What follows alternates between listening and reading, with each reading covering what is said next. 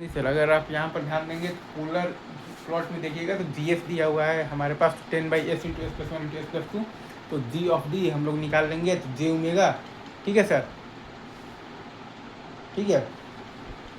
Ji of D आपने यहाँ पर निकाल दिया है तो जे ओमेगा, फिर mod of the G j omega निकाल लिया है और angle of the G j omega निकाल लिया है। फिर हमने ओमेगा बराबर 0 पर मॉड और एंगल निकाल लिया है, वैसे ही ओमेगा बराबर इन्फिनिटी पर भी मॉड और एंगल निकाल लिया है। फिर रियल पार्ट और इमेजिनरी पार्ट को सेपरेट भी कर लिया है, और वो सेपरेट किया है हम लोगों ने कॉम्प्लेक्स कॉन्जुगेट नंबर से मल्टीप्लाई करा।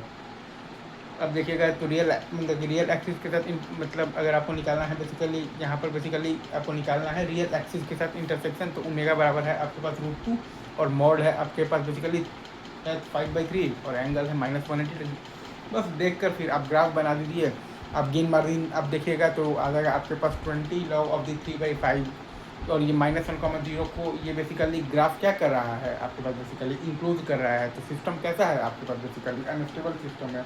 और अनस्टेबल सिस्टम होने का अगर आप ध्यान दीजिएगा तो एक कारण आपका ये भी है कि फेज आपके पास जो क्रॉसओवर जो फ्रिक्वेंसी है वो आपका बेसिकली छोटा है गेन क्रॉसओवर फ्रिक्वेंसी से।